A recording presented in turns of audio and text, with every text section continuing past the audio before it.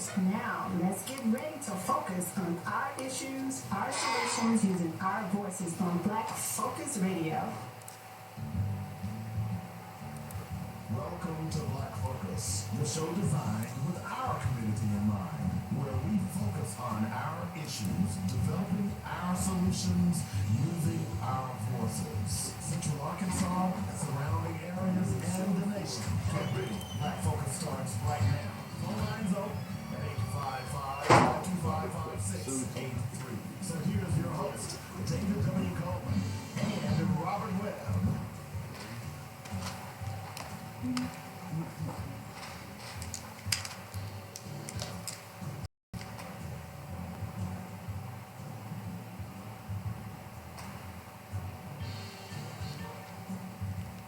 Go ahead and launch the news.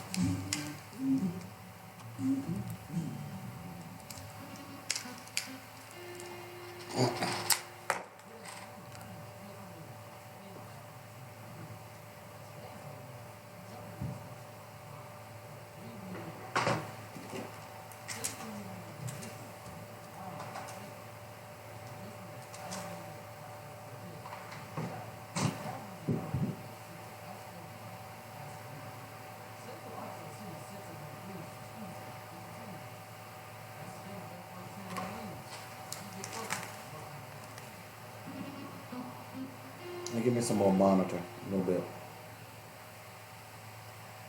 Bed. There you go. Give me some volume.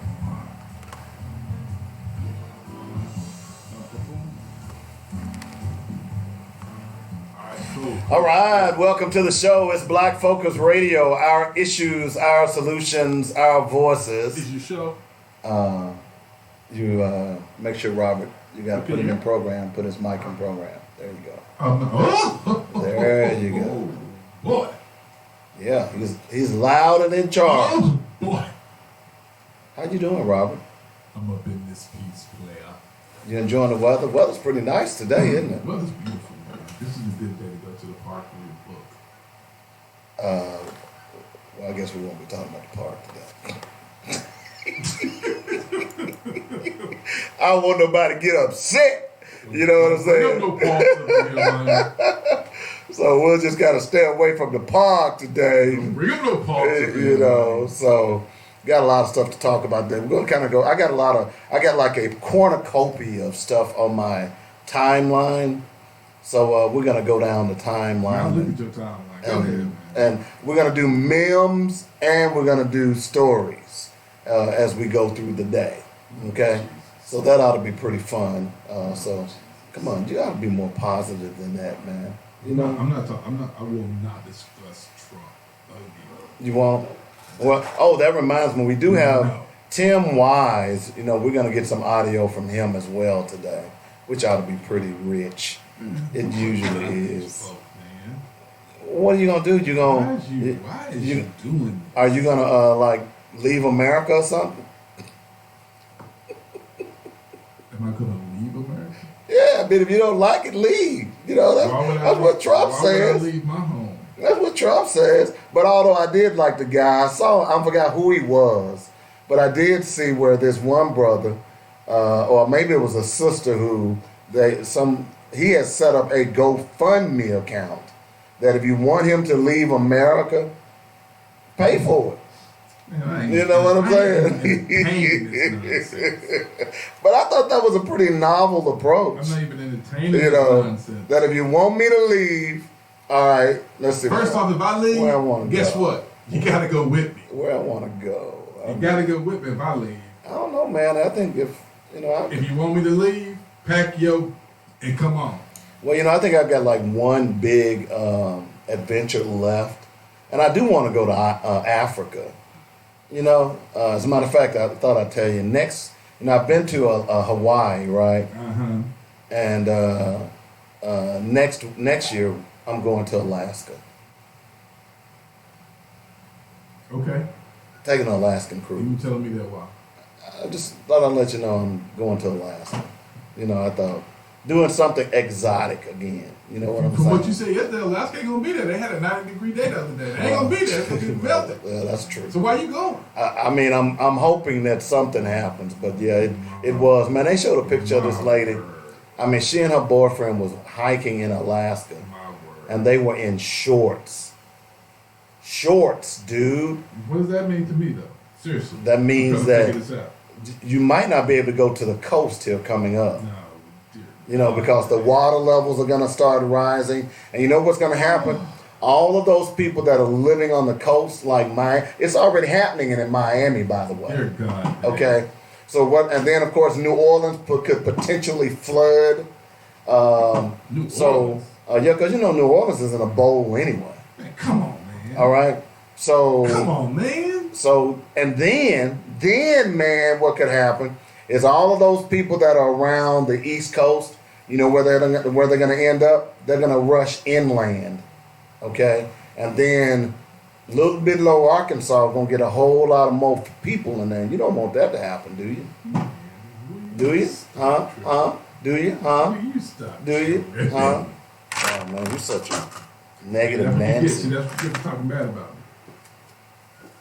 But that could happen, man. I'm just saying. So, just you need to be aware of that, and it is serious. I know you rich investment types.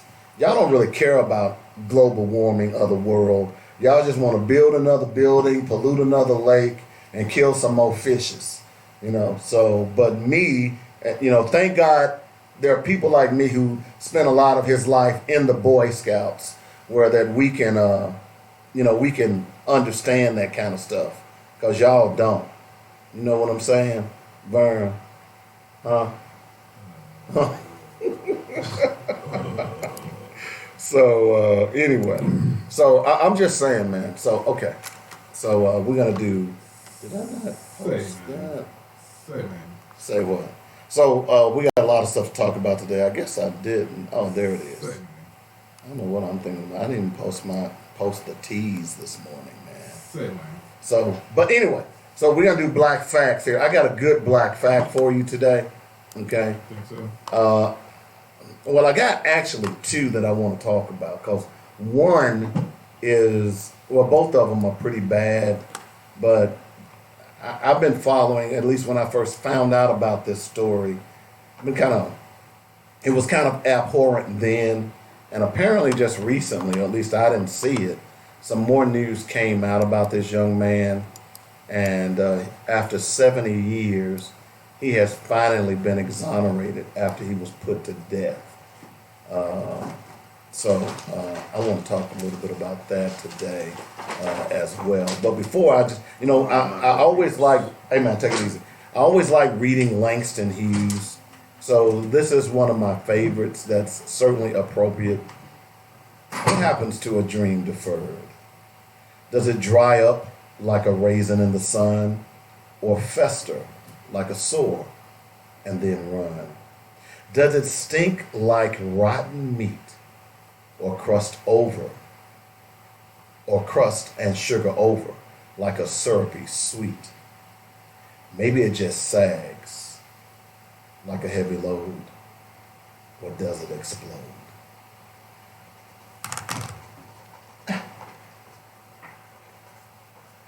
What are you waiting on, though? I mean, give me some finger snaps or something, bro. For what?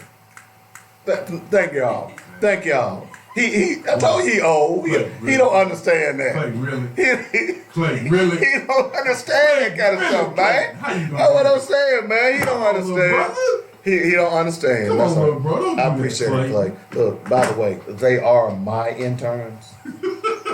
Okay, So you told me they gotta suck up. you know. Hey, Don't sell out. hey. Do not sell Hey, wait a minute. out. I fed them yesterday. What you talking about, Hey, man? I'll feed you Come for the on. rest of the week. Oh, Don't sell out. Oh man, where y'all going? Where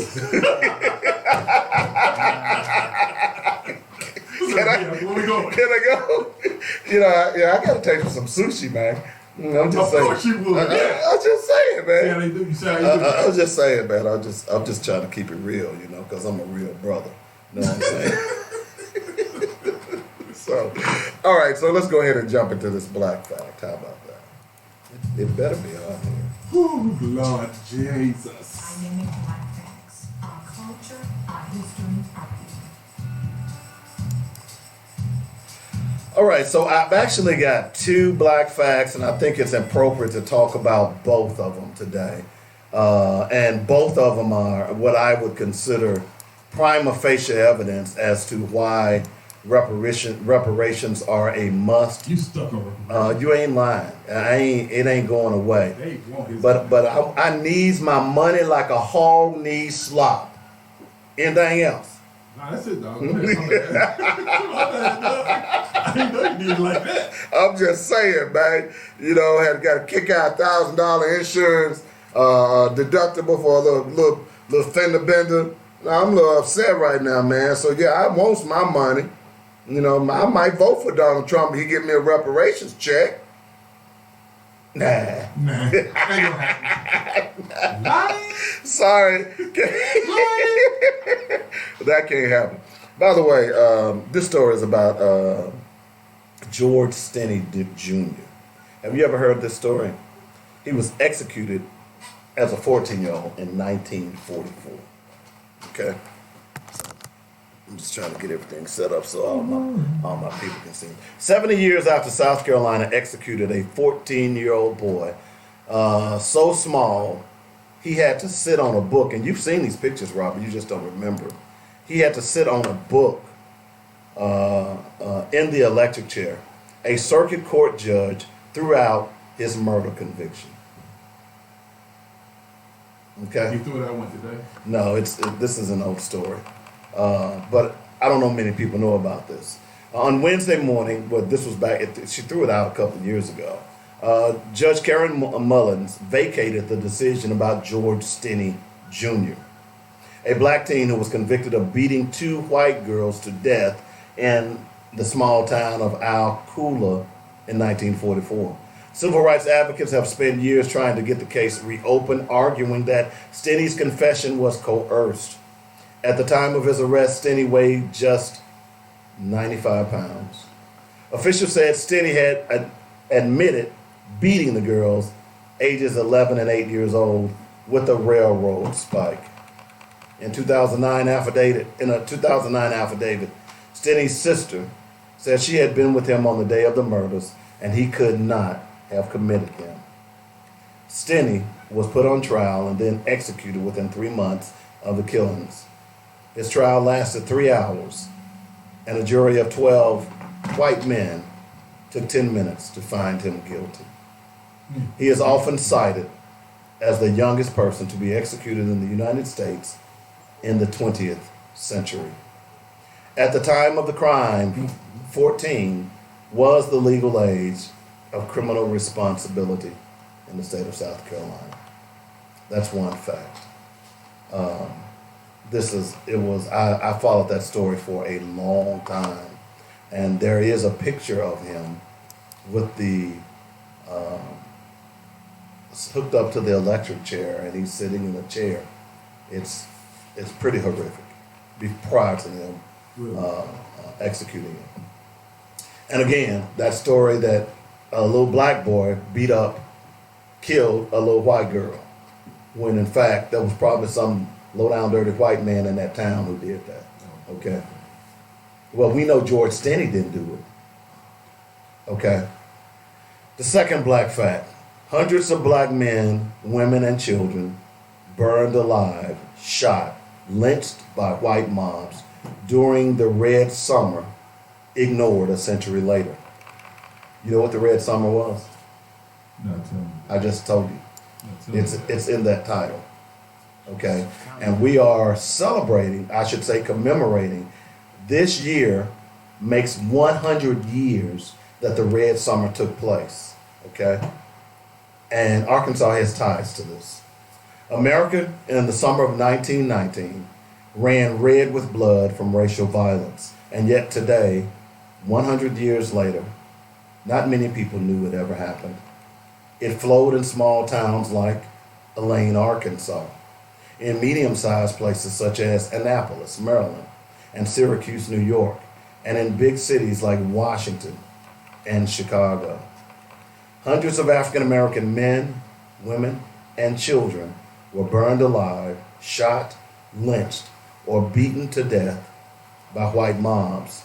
Thousands saw their homes and businesses burned to the ground and were driven out, many never to return. It was branded Red Summer because the bloodshed and amounted to some of the worst white on black violence in U.S. history. Beyond the lives and families' fortunes lost, it had hard-reaching repercussions, contributing to generations of black distrust for white authority. But it also galvanized blacks to defend themselves and their neighborhoods with fists and guns, reinvigorate civil rights organizations like the NAACP, and led to a new era in activism, gave rise to courageous reporting by black journalists, and influenced a generation of leaders who would take up the fight for racial inequality decades later. The people who were the icons of the civil rights movement were raised by the people who survived Red Summer. Saj Mathia, a history professor at the University of Minnesota said, for all of that, there are no national observances marking Red Summer. History books ignore it, and most museums don't acknowledge it. The reason? Red Summer contradicts the post-World War I era notion that America was making the world safe for democracy. It doesn't fit into the neat stories we tell ourselves. Author of, David Krugler said, author of 1919, The Year of Racial Violence, How African Americans Fought Back. That could change. A monument has been proposed in Arkansas. Several authors has written about the Bloody Summer. A Brooklyn choral group performed Red Summer theme songs like And They Lynched Him on a Tree in March to commemorate the centennial. At the National World War I Museum and Memorial in Kansas City, Mathai and author Cameron McWhirter plan to present some of their findings July 30th. That's coming up. I'm excited about that. Researchers believe that in a span of 10 months, more than 250 African Americans were killed in at least 25 riots across the United States by white mobs that never faced punishment. Historian John Hope Franklin called it the greatest period of interracial strife the nation has ever witnessed. The bloodshed was the product of a collision of social forces. Black men were returning from World War I expecting the same rights they had fought and bled for in Europe, and African Americans were moving north to escape the brutal Jim Crow laws of the South. Whites saw blacks as competition for jobs, homes, and political power. Ethnic cleansing was a goal of white rioters, said William Tuttle, a retired professor. They wanted to kill as many black people as possible and to terrorize the rest until they were willing to leave and live someplace else. The violence didn't start or end in 1919. Some count the era of Red Summer as the beginning of the deaths of more than 24 African Americans in East St. Louis in 1917 and extending through the Rosewood Massacre in 1923 when a black town in Florida was destroyed. All told, at least 1,122 Americans were killed in racial violence over a 6-year period. In 1919 alone, violence erupted in such places as New York, Memphis, Philadelphia, Charleston, South Carolina, Baltimore, New Orleans, Wilmington, Omaha, New London, Bisbee, Longview, Knoxville. The list goes on. In the nation's capital, white mobs, many made up of members of the military, rampaged over the weekend from July 19th through the 22nd, beating any black they could find after false rumors of a white woman being assaulted by a black man. In front of the Riggs Bank, the rioters beat a Negro with clubs and stones wrapped in handkerchiefs. The bleeding figure lay in the street for over 20 minutes. before being taken to the hospital. Sensing the failure of the police, the mob became even more contemptuous of authority. 2 Negroes were attacked and beaten directly in front of the White House. Dr. Carter G. Woodson, the historian who founded Black History Month in 1926, saw the violence up close. They had caught a Negro and deliberately held him as one would beef for slaughter. And when they had conveniently adjusted him for lynching, they shot him, Woodson wrote. I heard him groaning in his struggle as I hurried away as fast as I could without running, expecting every moment to be lynched myself. In Elaine, Arkansas, poor black sharecroppers who had dared to join a union were attacked, and at least 200 African Americans were killed. Ida B. Wells, a pioneering black journalist and one of the few reporters to interview victims, noted a woman named Lula Black was dragged from a farm by a white mob after saying she would join the union. They knocked her down, beat her over the head with their pistols, kicked her all over her body, almost killed her, then took her to jail, Wells wrote in a report. The Arkansas Race Riot. The same mob went to Frank Hall's house and killed Frances Hall, a crazy old woman housekeeper, tied her clothes over her head, threw her body in the public road where it lay thus exposed, till the soldiers came Thursday evening and took it up. Black journalists like Wells played an important role in getting the story out. Black newspapers like the Chicago Defender were instrumental in providing an alternate voice that represented why African Americans deserved to be here, deserved equal rights, and were, in some cases, justified in fighting. Red Summer also marked a new era of black resistance to white injustice, with African Americans standing up in unprecedented numbers and killing some of their tormentors. Returning black soldiers from World War I led the charge using skills they refined in Europe. The Germans weren't the enemy. The enemy was right here at home, said Harry Haywood in his autobiography, A Black Communist in a Freedom Struggle. In Washington, Carrie Johnson, 17, became a hero for shooting the white invaders in her neighborhood. She fatally shot a white policeman who broke into her second-story bedroom. She claimed self-defense. Her manslaughter conviction was overturned. The NAACP gained about 100,000 members that year. Red Summer, the summer of 1919, the awakening of Black America. Soon blacks were going to Congress. They were pressing congressmen and senators to pass anti-lynching legislation. At the same time, they were fighting back in the courts. They're filing lawsuits when people are being mistreated and railroaded. The lessons of the Red Summer would reverberate after World War II. You have a similar situation where African Americans had done their part to make the world safe for democracy, and black veterans came home, and many of them were alive or had heard stories of what happened in 1919, and they said, never again. And that's our Black Fact for today. Keep listening to Black Focus Radio for more dynamic Black facts, our culture, our history, our people. On JourneyRadio.com. So there's a lot to unpack in that.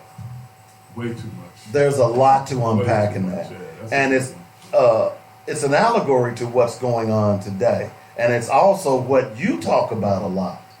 Okay? Yeah. And let's just start with the fact that we've talked a lot, and also during that time period, there were 37 World War I veterans that were hung in Houston, because there was also one of these riots in Houston as well. There is not an American city that they haven't had some such riot. Exactly. There's not Exactly. one. Exactly. Yeah. So I find it interesting that, as this piece says, that for the first time people are going to start paying attention to the Red Summer. We are going to, God, I'm sorry I forgot his name. We're going to get the professor from ULR to come onto the show here to talk a little bit about that, and we're going to try to get him on at least once a week. because there is a commemoration that's going to take place in Elaine, as they just talked about in this piece. And I'm going to try and go and do the show live from Elaine that week if it's on a weekday. Because either, and if it's on a weekend, I'm definitely going. Because I think it's important for us to understand that, and there is a piece on YouTube called Banished that you might want to go out and check out as well. It's YouTube? It's a YouTube documentary, and it talks about more of these riots that took place in various parts of the country. And the thing that stood out to me is that those folks fought back.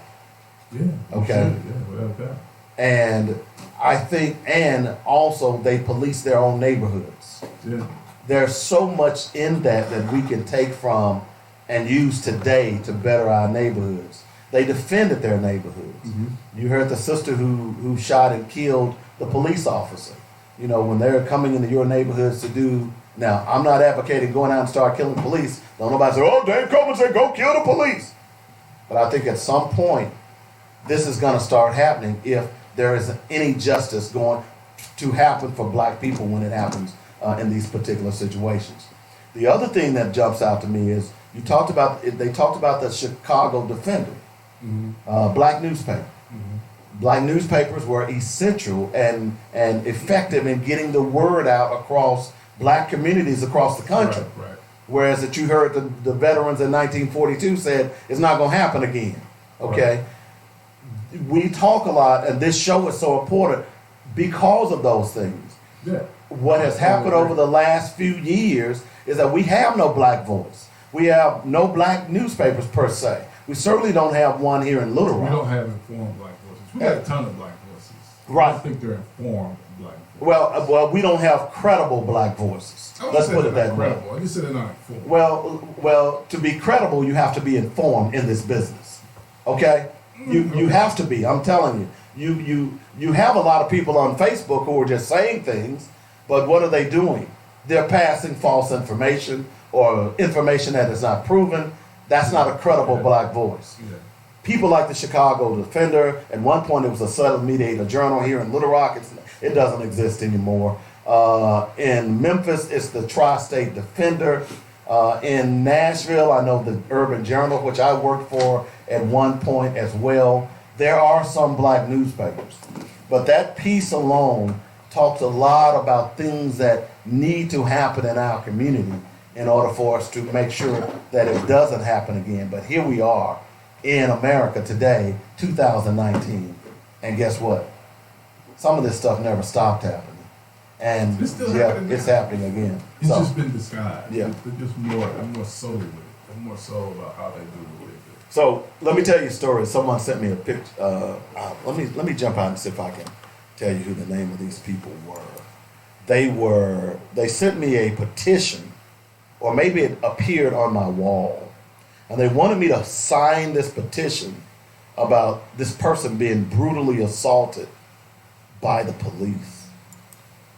Let's Who was see. the person? The name of it is called Care 2. Okay. You can, let's see. Emily was being beaten badly. And what Emily was an underage drinker. And she was on the beach with some of her friends. And the police gave her a breathalyzer test. Okay. She didn't test positive for alcohol. So then they demanded her ID, and she refused. Okay? And so they beat her. So let me just read the T's from this petition they wanted me to sign. You can see Emily being beaten and choked by police pictured here. All she did was drink beer on the beach. The police officers who brutalized her only got desk duty for as punishment and have yet to be charged. Sign the petition and take a stand for Emily and demand that the officers responsible be fired. So I go out and look at the videos. Oh, okay, I know you don't watch the videos, but I go out and look at the video, and I'm saying, oh, well, you know, maybe, you know, I don't sign petitions anymore, but At least those kind, not online. So I look at it, and sure enough, there's little Emily.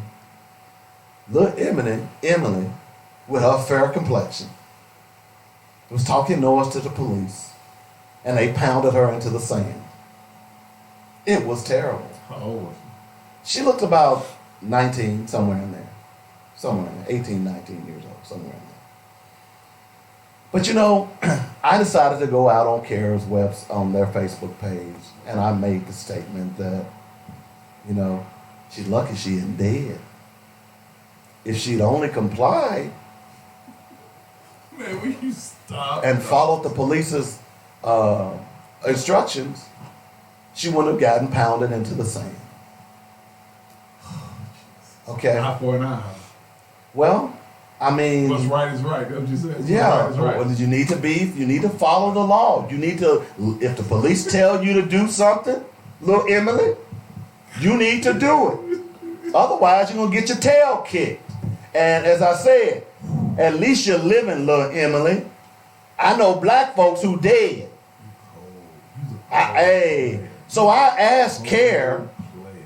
I said, I don't recall y'all posting any videos of black people being abused by the police. I don't recall y'all. Because that's not that. That's not. I don't recall y'all. That's not. See, Dave, I think you get upset with people because, you know, some people have people that they focus on, right? Some organizations focus on certain people. You focused on me when you sent me that damn You got petition. organizations that focus So on I'm women. focusing on you You now. got organizations that focus on women. Mm-hmm. You got other organizations that focus on women. And you have other organizations that focus on women. So you got organizations that's their focus. Women are their focus. Be it white or black. Now, maybe they didn't send you one when Sandra Bland was murdered. No. Maybe they did. Maybe they didn't send you one. What about the little 15-year-old girl that was in her bathing suit where the cop had her knee, you know, in Texas, who had the knee in the back a couple years ago? Right. Okay, Maybe they didn't know about you know. that. Maybe they knew about this one because Yes. someone sent them. Oh, wait a minute. You on Facebook? You didn't know about that? They could not have that. You're being very insensitive. Okay. And so that's why I say that, Dave. So, Dave, you should sign the petition.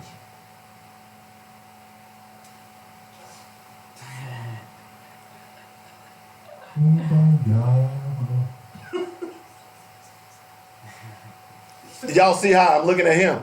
Did y'all see that? What is wrong? That was the butt kicking lick. You know, look, you know what I'm saying?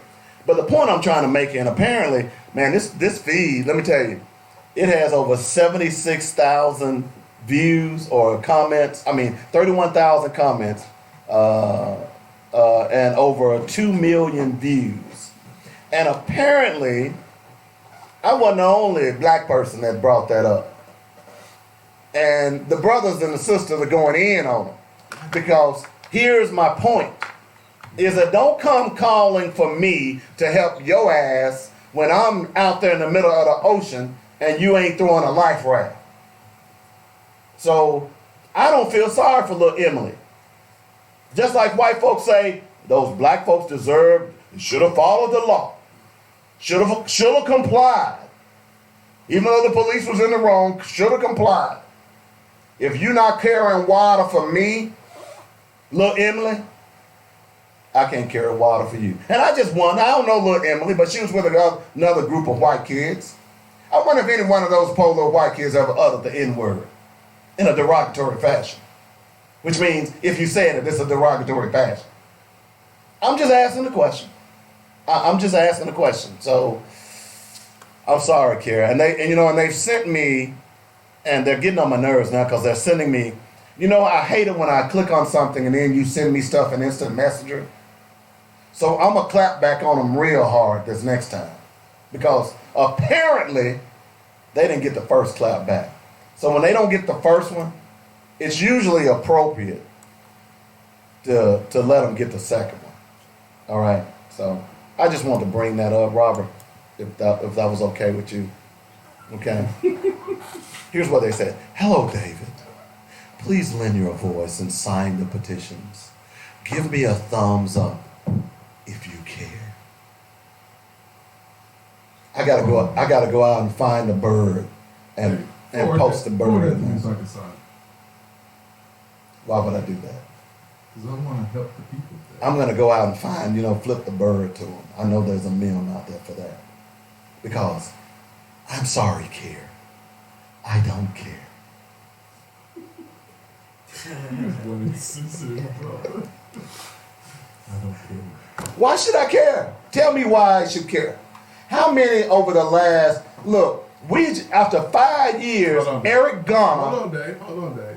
Give me Woo-saw. Yesterday, you was just telling me. Woo-saw. Yesterday, you were just telling me that that if you want some things to happen, first you got to do some things. Dave. So if you want them to feel about your women the way you feel about their women, then you got to sign that petition, or else they ain't gonna feel that way about your woman. Wait a minute. So you're saying it don't work? It don't work in politics. It don't work. Wait a in minute. No, let me just say Okay, this. I'm listening. Dave had multiple opportunities. But have you went back to look to see if they said anything about Eric Gardner or Sandra Bland or anybody else? No, they haven't. Philando Castillo. And when I asked that question, they sent me this little instant messenger. And what instrument you say? I just read it to you. Oh, read to me. Hello, David. Please send your voice and sign the petitions. Give me a thumbs up if you care. Pretty much, they just ignore what you said. Exactly. So with my funeral parlor voice, y'all kiss my grits. Tasty, I'm just saying. We should. tasty. I'm just saying. So that's what I'm saying. So no, I don't care about care, but apparently a lot of black people got this post too.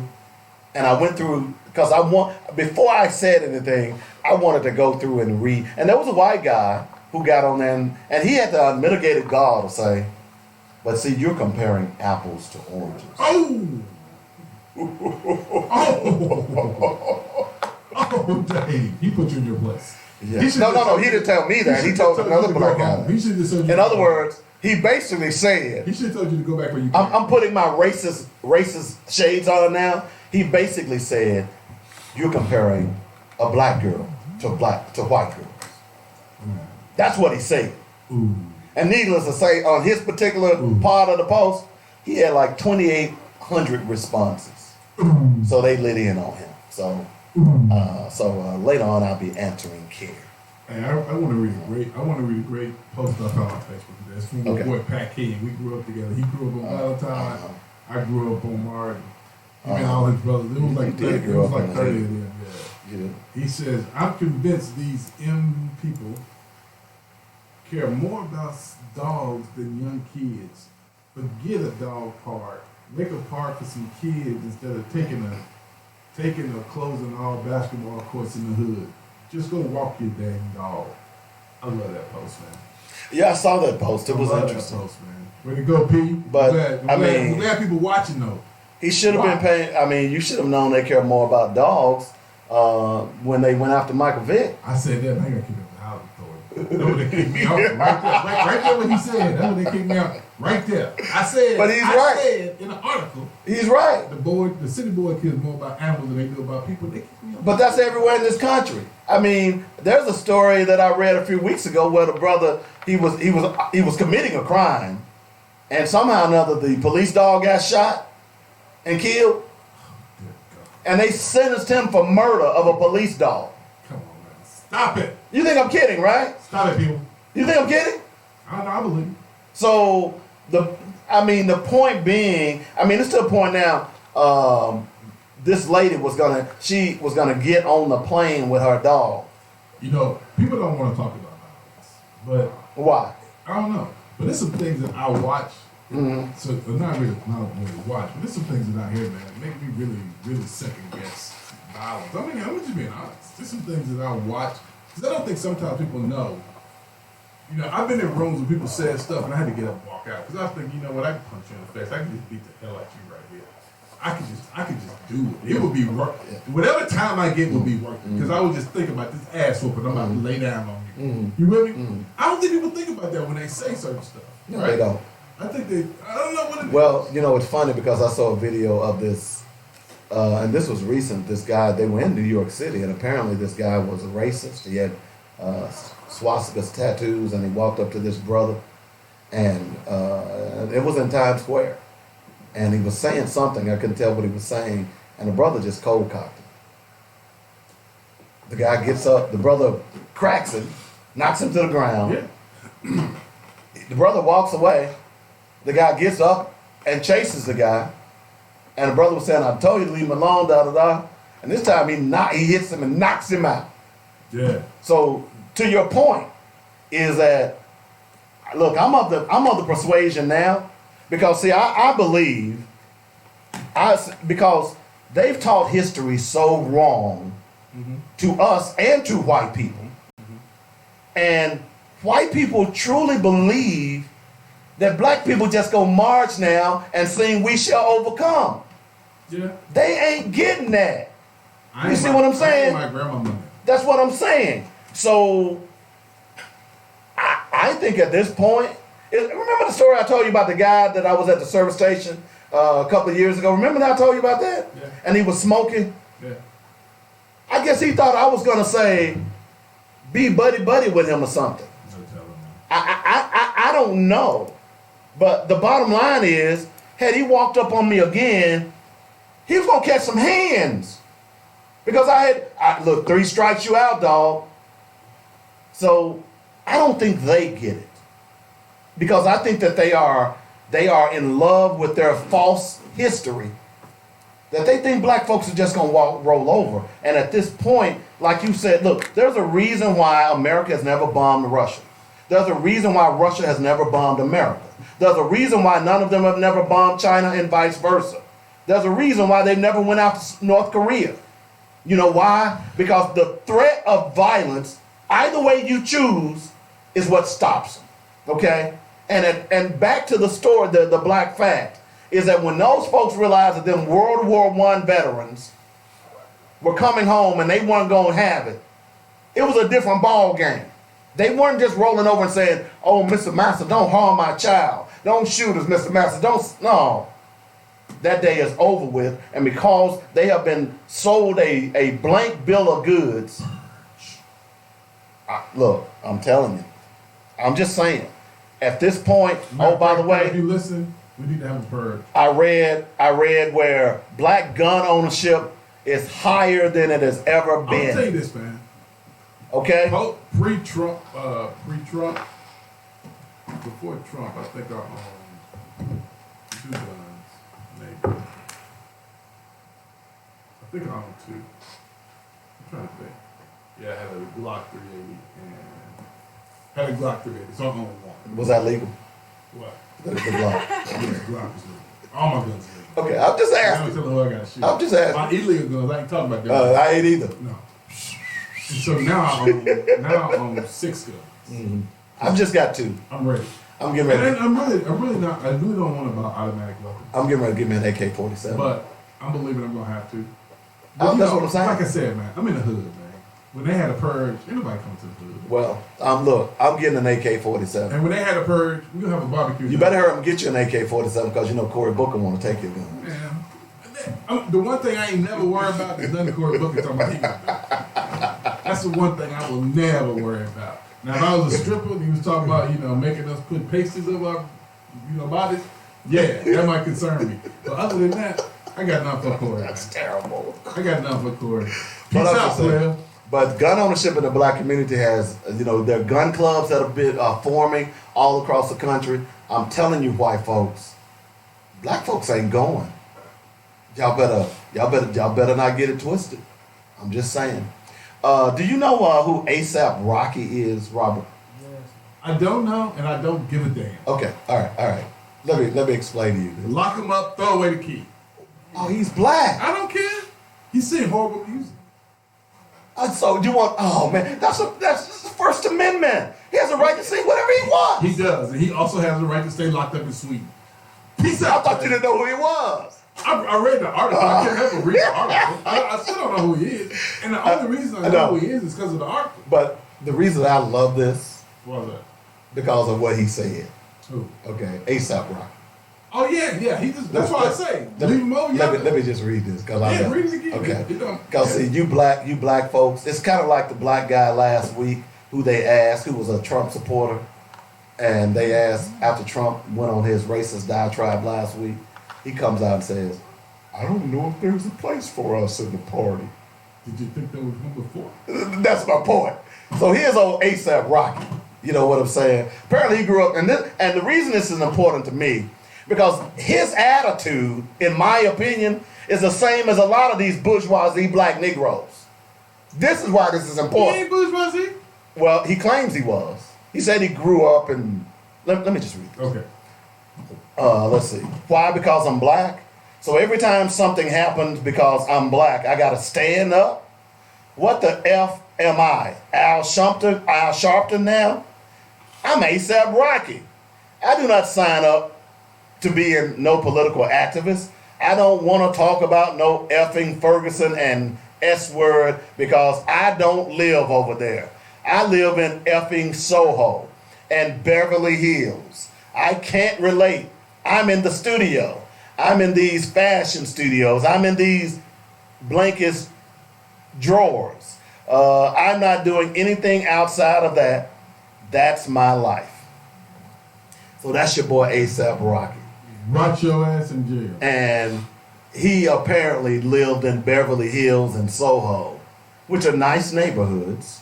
Okay. So he must have some rich parents or something. So if that's the fact, I don't know him for sure, but if that's his attitude, then dude, you can kick bricks. He from Harlem, but he moved. Put your don't talk. Put your mic down. We got someone to give us some information. So, Come on, Clay. Come on, Clay. brother Clay. So Alright, ASAP Rocky. turn your mic on. Make sure you're. ASAP Rocky, he from Harlem, but he got rich and he moved to Beverly Hills, and so. So that makes it even worse. Oh. So he was a hood Negro, got the come ups, and then forgot where he came from. Is that what I'm hearing? Yes. Oh. Yeah, you can rot your ass in that Swedish prison. I hope. Oh. You know. And by the way, your president, he said he gonna go do y'all a favor and get ASAP Rocky out. I'm not surprised. He hate Negroes. He hate black folks. Oh man, this is just too I hate good. I mean, you black folks, y'all better get a grip, cause you know when that police pull up behind you, you still a nigga. Excuse my French. Excuse me. 855-525-5683 is the number. By the way, did you know that we had 8,000 Jehovah Witnesses? 8 million Jehovah Witnesses in America. And that's an important one. Just answer the question, man. Of course I did. Why would I? Why would I? Okay. Did you know that we had over 200,000 Amish in America? Dave, really? Yeah. Did you know that? No, Dave. Did you know that neither one of them salutes the flag or stands for the national anthem? Say it ain't so. I'm just saying, you know, so, Why do I care? well, They just like me. I'm just saying. We is I got something. told you I'm going down my timeline reading some of the memes and stuff. We is got something in You common. know, so. Let's see what else. This is one of my, But Jehovah's Witnesses also, they don't believe in doctors and all that kind of stuff. oh, I know. They believe God don't heal you. They don't believe in medicine or anything like that. So, Yeah, that's scary. another Langston Hughes poem, by the way. Negroes, sweet and docile, meek and humble and kind, beware the day they change their minds. That's my favorite Langston Hughes because I may be dead, but it's happening. Oh, by the way, did you know that food stamps? It costs for food stamps. It costs the taxpayers $36 a year to feed people for food stamps. Did you know that, Robert? Yeah, last time I heard it was like 28. Well, it's went up a little bit. But Yes. $36 a year Yeah. for corporate subsidies. Let me give you some of these I subsidies. know the subsidies. One of them Okay. is like $200 something. It's for corporate. This is combined. People like Walmart and Coca-Cola and Apple and Google and Exxon and Dow, Blue Cross Blue Shield, GE, ConAgra, Verizon. Those are just to name a few. Microsoft, Pfizer. $870 a year. Yeah, one of them is 200 or something. So here's the point. Yeah, it's expensive. Well, even more so than that. And y'all complain about food. Y'all complain about food stamps. People are so ignorant and so uninformed that they're complaining about a mother getting $36 for food stamps. as opposed to being complaining about corporations who are not even paying any taxes. You know, Microsoft paid very few taxes. They were talking about Amazon a few months ago. They made, what was it, $90 billion in revenue, and they pay no taxes. That ain't them. So Reverend Barber, for the first time, and I saw this on Anika Whitfield's wall, he's starting to talk even more about what would happen if poor black folks and poor white folks came together. Because Red Barber would get killed. well, that's what he's talking about now. But you're right, because of all the things that Dr. King did and talked about, it wasn't until he started talking about poor white folks and black folks coming together that they killed him. Can't have that, man. You can't have Okay? that. Dog. So therein lies how you fix this problem. The question is, do you want to fix the problem? That's the question. So I thought that was interesting. Let's see what else we got on our wall today. Oh, here's another one. Here's another one about food stamps. Okay, this is Bob. Bob, he gets $1,500 a year in food stamps, so he doesn't starve to death. On the other hand, this is Shell, the Shell Corporation. You know, them that make your gas and oil and all that other stuff.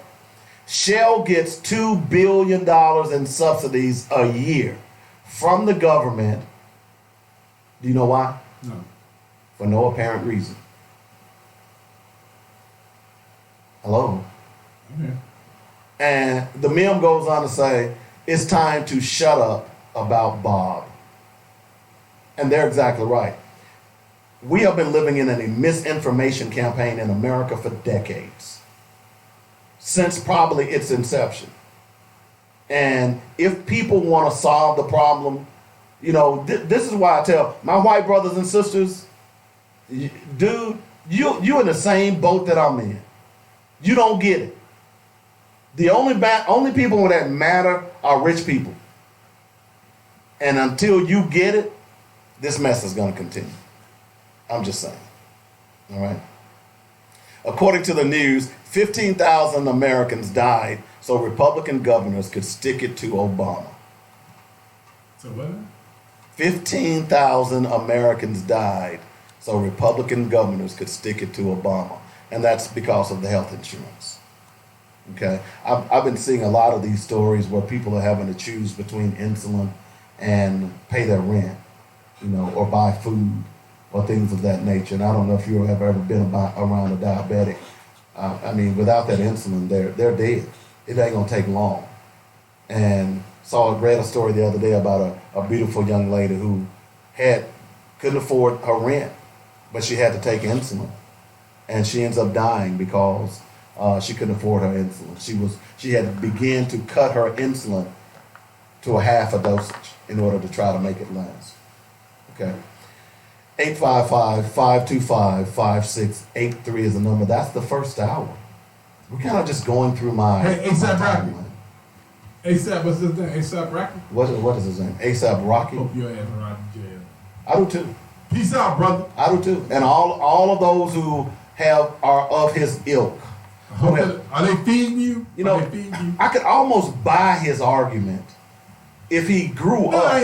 Just listen. I said almost. If he grew up rich. You know what I'm saying? But the fact that you grew up in the hood and then you turn your back on your people, man, I come down on those black athletes who do that all the time. And then they come back and have a basketball camp. And they charge $40 a kid. Get the, you know what. Anyway, we got to take a break. We'll be back in a moment. You're listening to Black Focus Radio. David Coleman, along with Roberto Webb, is in the hizzy. Talk to y'all soon. Stops it. Yeah.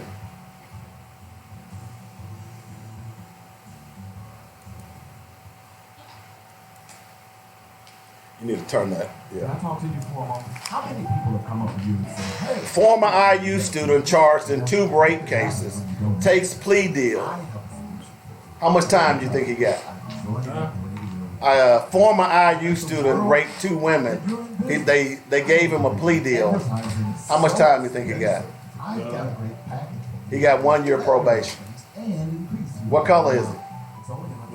You know what? Somebody needs to come up with a game. What color are they?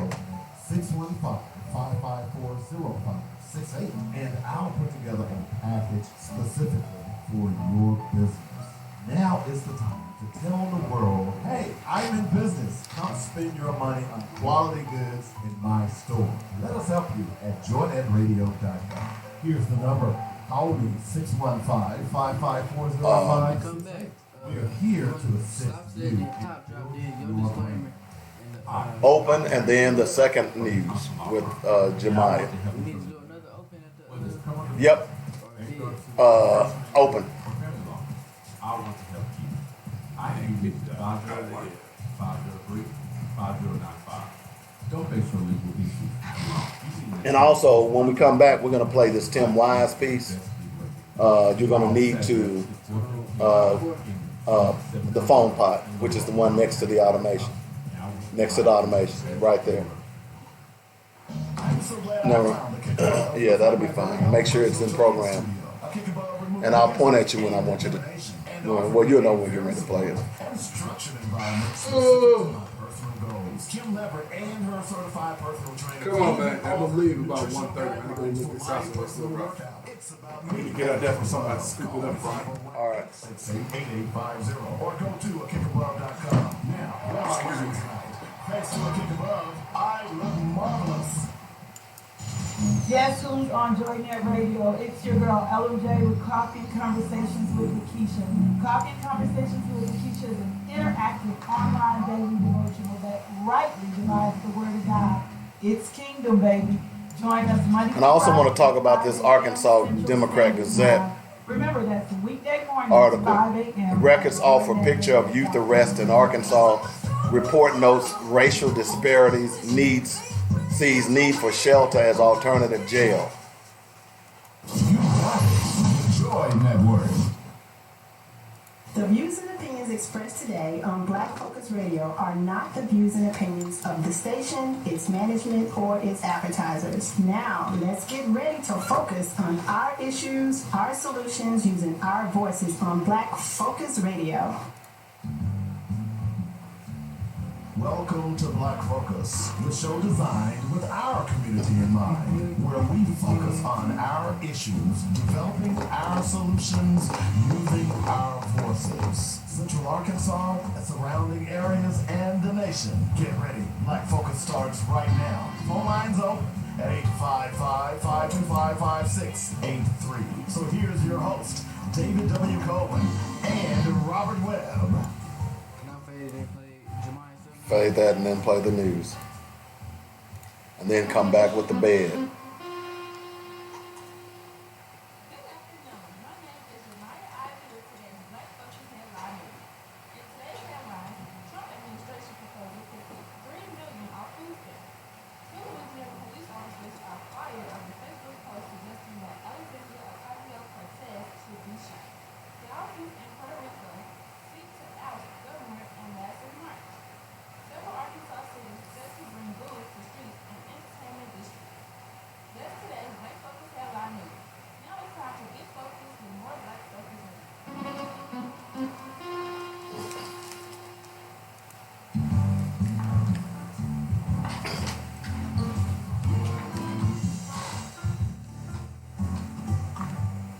All right, welcome back to the show, Black Focus Radio, the second hour of the show. I want to thank everybody for joining us on Facebook.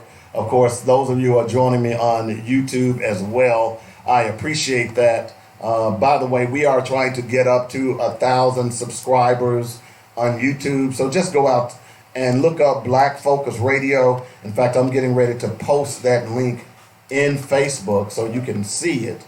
And just go out and subscribe. Just hit the button, and then we'll go from there. We got a lot of other things to talk about. I'm kind of going through my timeline. I've got so many things that I post. Sometimes we get to talking and Robert starts interrupting me, and I don't get a chance to go through everything. Blue like ASAP You know. Rocky. See, why you gonna call me a name? Guys, like man, that? I can't believe you brought up that dude. I read the article and didn't even mention it though. No, the reason I brought it up because it was analogous to black folks like him. Can I say no? I can't say it on the radio. So let's just Okay. let's move right along, Dave. It was analogous to black folks. He is the problem of other black folks. Those black ministers who are supporting Trump, they ASAP Rockies. Okay? Those black rich folks that supporting Trump, they're ASAP Rockies. Those Cubans who have already came to America, who don't want other Cubans to come, they ASAP Rockies. Well, man, let me tell you something. That's interesting you brought that up. So a couple of weeks ago, I was having dinner with some folks who are not from America, who came over from somewhere else. And bro, you know what? They down with closing off the border. Oh, I know. They down. I know. They down with it. So That's my point. They get here. I know a lot of people who are now immigrants, who are now American citizens. yeah. Will tell you, they don't hesitate to tell you, we don't want them here. Yeah, but you know, I don't care. I don't care if they come. I don't care if they go. I don't care if you build a wall. I don't really care. Because guess what? I wish I could build a wall across Woodrow. See, that's mean, Robert. Just saying, dog. That's mean. So you talk about me being mean, and you come on this show and say something mean like that. Build a big, beautiful wall. Yeah. And then let people do graffiti on it. Yeah. On our side. Yeah. You know, I was driving down 7th Street. Have you been down 7th Street going towards Woodrow from the revenue office? Yeah. Have you noticed on the right wall, Yeah. there's Put a, the little wheel up. Yeah. is that a mural? I just thought it was graffiti. I think it's somebody trying to do a mirror. I think they're Oh, doing it looked pretty nice. Yeah. I like that. I like that. They ought to do more of that. That's we have some really talented artists in Little Rock. Yeah. They're doing some really great things. But you know, I think They always seem to give the white ones the big jobs, though. I don't know because I didn't know that they were going around Well- deliberately painting stuff. Well, the guy they gave, what was the one? There's a big fuss now because he's actually from Fayetteville. Mm-hmm. And they gave him some contract to paint something downtown, and people are upset because, number one, he's not from Little Rock.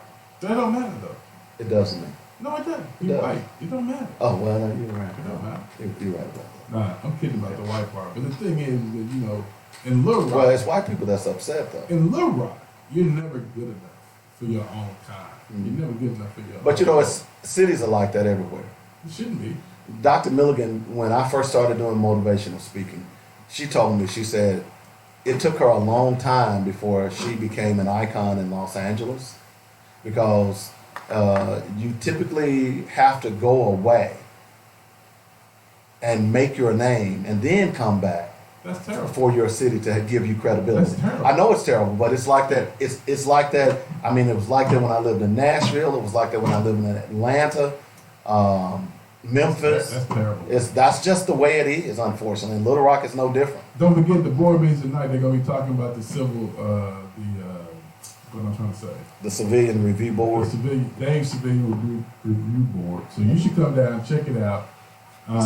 If Why, you're in support of it. why has it got to be mine? Because it's yours, man. I saw the interview, dog, by the way. I Okay, saw the interview. and- I listened to the interview, dog.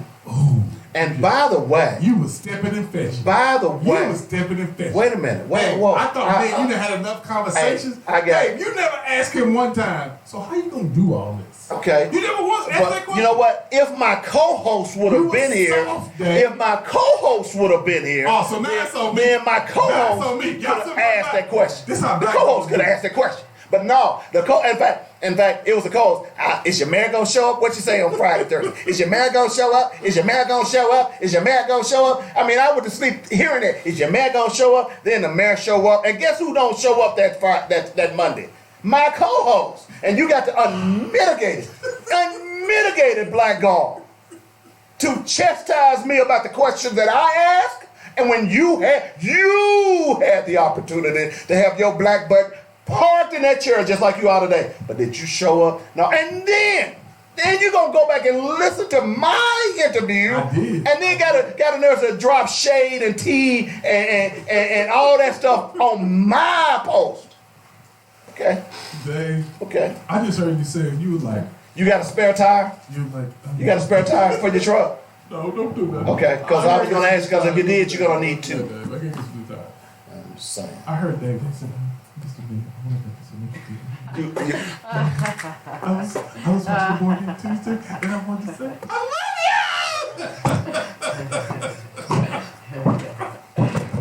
Sound like you've been drinking that Trump juice. Cause you lying like a dog. Mr. Mayor, Mr. Mayor, happy birthday, Mr. Mayor. Was it his birthday? Oh no, man! I was watching the thing, and I was like, okay, that was cool. That's a good question, Dave. I get some And credit. I was waiting for Dave to come back and say, so how you gonna pay for all that? How you gonna do all that? Dave was like, that sounds good, huh? Dave, I don't know what to say, man. Okay. Throw shade at me. It ain't shit, Dave. That's all right. Dave, I'm just saying. I come in here every day, trying to do my best, trying to put together a great show for the people that listen. For the folks. And then I try to have good guests and stuff. And I'm hoping that my co-host gonna bag me up. And the very day that we have the mayor on, you don't even show a teeny. Yeah. In other news, Louisiana. Remember we talked yesterday about this story. Louisiana police officers have been fired for suggesting that, and I didn't know it was. Listen to this, man. Officer Charlie Rispoli, a 14-year veteran of Gretna, Louisiana police force, called Ocasio-Cortez a vile idiot who needs a round. And I don't mean the kind she used to serve. Wow. You gotta be fired, dude. Wow. You gotta be fired. Wow. What were they waiting on? Wow. Well, Arthur Lawson, the police chief, said in a news conference on Monday that Rispoli and another officer who liked the post were terminated. He called... You got fired for liking the post? Yeah. Jeez. Man, you know what? Willie Davis got fired for just posting something. Okay. And it wasn't even negative. It was just something about Kaepernick kneeling. Yeah. Willie got suspended from that. Damn near fired. Mm-hmm. And you mean to tell me these dudes, somebody had to look at it first? Yep. Jeez. Yep. The chief called the situation an embarrassment to our department and very, very disappointing. We glad he did it, but we wish he... Yeah. We glad he did it because we feel the same way about Cortez on top Yeah. of We wish he had Whoa. Got to get a 20. What was that name again? You know how they ain't gonna say it, right? Cortez No, it's No, you're not Ocasio listening. Cortez. You're not listening. Why do I care anyway? Oh, I that's don't right. care. Yeah, I don't care. I just, I mean, really? Like, I can't. She live in Little Rock. I don't care. yeah. Okay. She ain't doing nothing. So you're so myopic in your view that if they don't live in Little Rock, you don't care about. Man, hey man, all politics are local, bro. Okay. All politics are local. I was just wondering. All politics are Don't local. get personal. I'm just saying, all politics are local, baby. Don't get personal. That's why I can't believe you so something, man. Here we go. Former IU student charged in second rape takes a plea deal. Of course, he's white. All I gotta do is say that, because you know he didn't get no time. Like those police. Have you seen those police? That video of the police in Houston that raped that woman under the car? And the black police chief, who was a woman, by the way. Oh no, the district attorney, who's a woman. Have you seen it? Oh my God. You got to go out. Go out. Are you talking about the one they dragged out? Yeah, go out and just read. I ain't got no love for her either. She probably locked her brothers up too. Well, that's what I'm saying. She probably Go out locked and Camilla Harris. go out. Why and would I read. feel for her? Okay, I gotta. Why is you trying to make me feel for people who don't feel for me? Let me.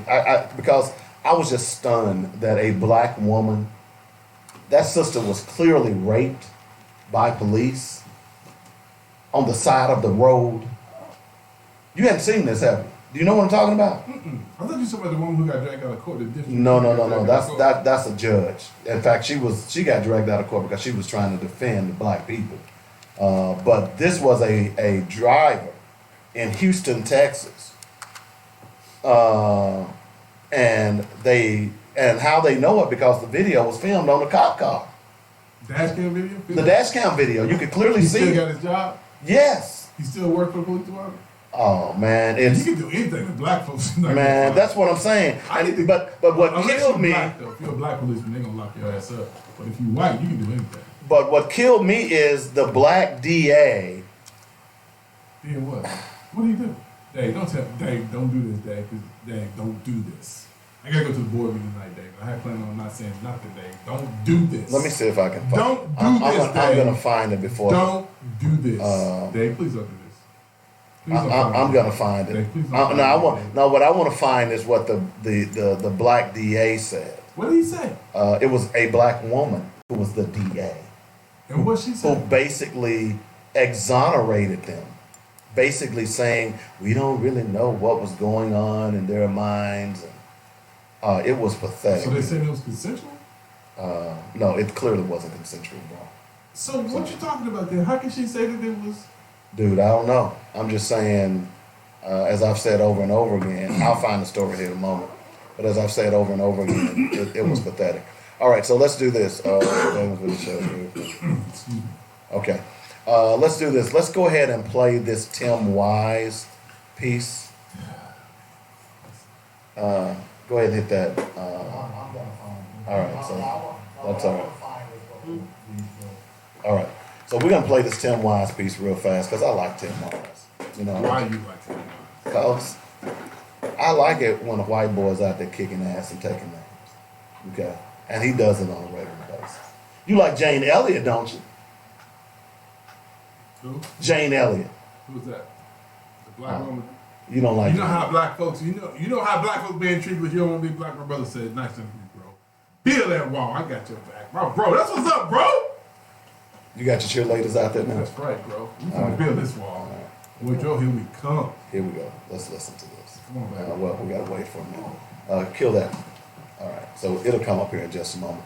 But I do want to find that article about the DA because I was, in fact, Nah, man. You need to find her. Hell with Tim Wise. I'll find it here. Nuh-uh. This is called, you know. All right. So Tim Wise was on, let's see, on MSNBC yesterday. All right, you can give me, yeah. And let's here we go. Just check this out, yo. Yeah, here we go. Cheerleading squad. The right knows psychology, and we know public policy and sociology. Great. The latter does not win elections.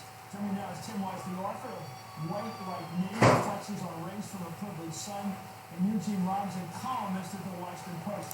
Tim, this theme of yours, which I serendipitously came to myself over the weekend about the morality of this election, and to think about it as a Manichaean struggle between good and evil. Talk about your thinking, which is more analytical about it. Yeah, one of the things that we learn dealing with David Duke, and I'm not trying to say Duke and Trump are the same, but they both appeal to white racial resentment as the yeast that makes their political bread rise. And when you were dealing with a movement that focuses on that, in a sense, a white identity cult, to act like they're just another candidate, to say, well, yeah, he's sort of racist, and that was really racist what he did, but look at my policy to make college affordable, or look at my better health care plan that's going to be so much better than his, is to miss the point. With Duke, what we learned is you have to make this a moral message that Dukeism, and I would say now Trumpism, pose an existential threat to the values that Americans hold dear. So in other words, when they say that the squad hates America, no. Your movement hates America as an idea of multiculturalism, of pluralism, and of democracy. That's the only way we're going to motivate the base. It's the only way we're going to get reasonable moderates and conservatives who probably are never going to agree on policy with the candidates the Democrats have, but they can come together on the basis of a moral message, and we can live to fight another day about the issues that we care about once the Democrat has defeated Donald Trump. Gene, your reaction to that? Well, I read Tim's thread with great interest over the weekend. In fact, I retweeted it. I thought it was, I thought it had great insight, particularly the bit about the debating team versus the cheerleading squad. And you look at the field of Democratic candidates, and I totally agree that if it's sort of emotionless policy, no matter how wonderfully, vitally constructively put together, that's no competition to the sort of emotional, visceral appeal that Trump is making to his base. And I also agree that there are not a lot of persuadables here. There are not a lot of undecideds here. You know, after Charlottesville, after, you know, major atrocity, I think the people who were part of Trump's coalition in 2016, who said, you know, Rostad had enough of this guy, they probably have said that. Right. They're probably not, it's not as if between now and then they probably are going to have still keep it. So I don't know what you gain by trying to appeal to, but I think it's kind of a mythical group of people you appeal with. See, a lot of these, I'm looking at the candidates, and even after just one debate, everybody wants to now watch that debate every another couple of weeks. Each of these candidates in the Democratic side have already got banners that are carrying. They're carrying a banner about Medicare for all, they have a banner on immigration issues, about compassion at the border, whatever, student loan issues. They have a lot of banners they're already trucking out there. How do they put them aside, or at least deflect from them for a moment and say, no, you know what, it's not about left or right or policy prescriptions, it's about what kind of country we want to be. How does anybody sort of get themselves, you know, disarmed at least to make that point? Well, I think any of those debaters. All right, that was Tim Wise. I want to play a little bit of that because I think the overall point that he's trying to make, which I agree with him, most people don't care about policy. As we talked about it yesterday, they don't really care about policy. They want a fist fight. And what Tim Wise is saying is, you gotta get into a knockdown, knuckle dragging fight with this fool. Otherwise, he's gonna win again.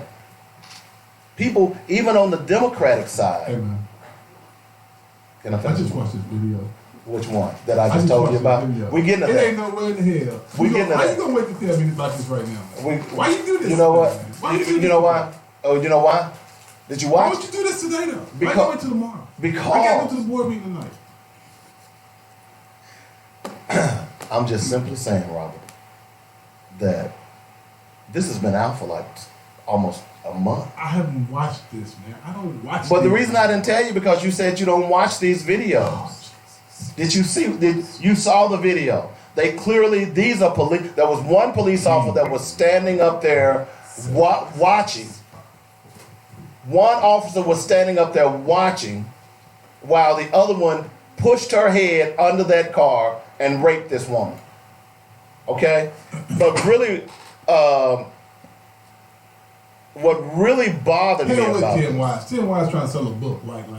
I ain't talking about Tim Wise. Hell with Tim. what really bothered me, the DA's office dropped the charges in order to bring the cases before the second grand jury on the same day, and then the second grand jury. I'm not gonna be here Friday Thank you. or I Thursday. appreciate what y'all Why you bring us no money, dude? Get out of As here. long as we've known him, he has never done He never anything done for nothing. us. Get out of here, man. He ain't never done Never did nothing. nothing for us. Nothing. That's just dirty. Yo, man, can I borrow $10? Jemiah, Can we hold something can I borrow $10? What about you, Clayton? You know, Can we hold something? come on. Can we hold something? Big money. Can we hold something? Man, see how a black man do How it. you gonna act? Done gave Look, y'all put all. her purse quick. Yeah, She right, wait. right. Done gave y'all all this knowledge. You can't even pay for it. You got to let this go. Hey man, but let me tell you something, man. This video is so you know Okay, my this, uncle- okay. Before you do that, before that, let me read this. Okay. Let me make sure. Oh no, go ahead. Let me find. I want to find the DA's quote because she being a black woman to have said what she said, please don't read I what was she said. stunned. Please don't read what Okay, she so said. but go ahead and make your point. I'll keep My looking uncle's here. talked about these. My uncle talked about these squads in South Carolina. Either South Carolina or Carolina.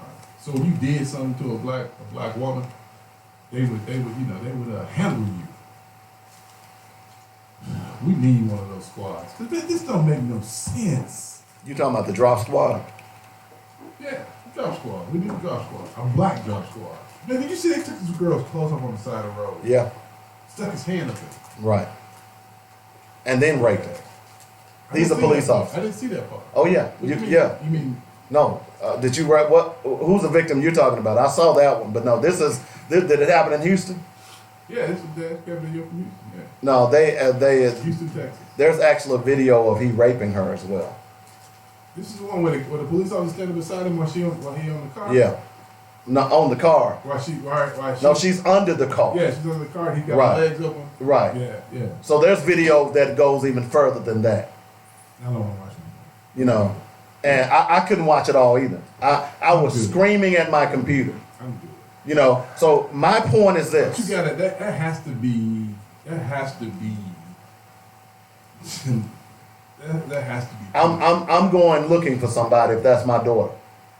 I'm just that should saying. be the case if it's anybody. I agree, but I'm just saying. I mean, court justice is not going to be enough justice for me. I think at some point. Okay. At some point. And this girl was just going out running an errand for her mother.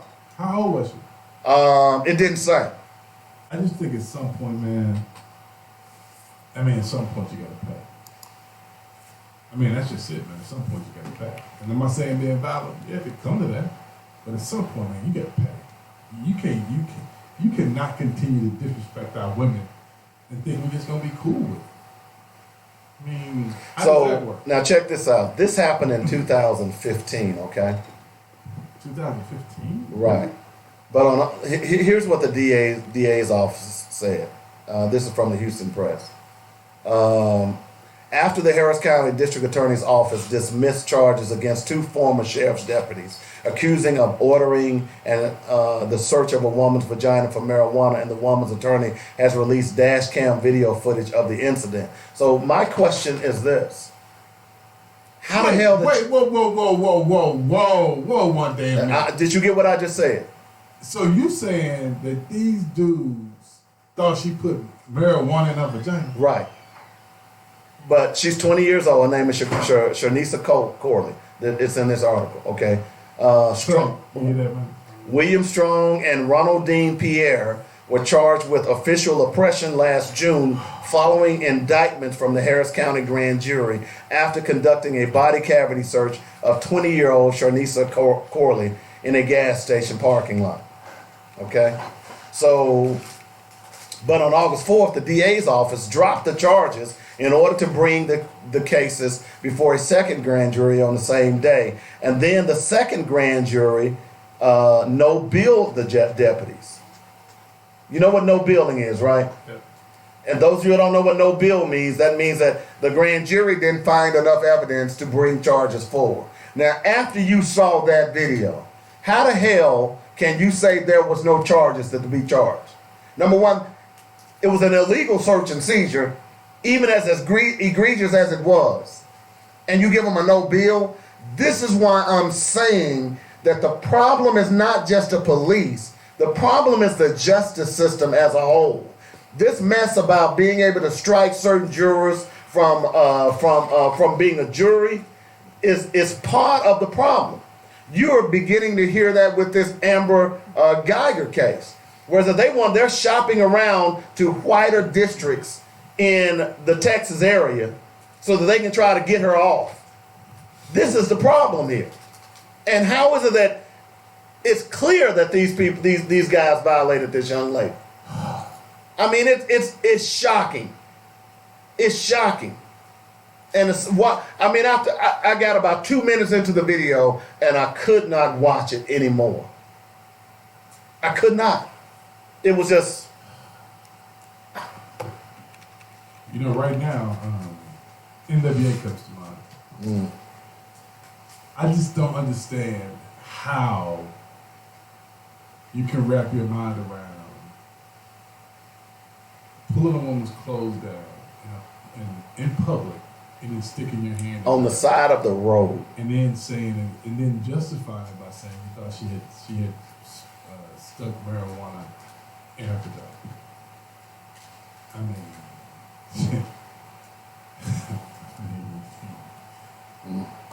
It's. I mean, I was stunned. I mean, at some point, So check this out. Former DA Devin Anderson's administration ultimately dismissed the charges against Corley, okay, who was also charged with resisting arrest. How was she resisting? Because they was trying to pull her clothes down? Apparently for not wanting authorities to violate her in public. And you know what? But let me tell you something else. So this is one thing that I'm really sure about.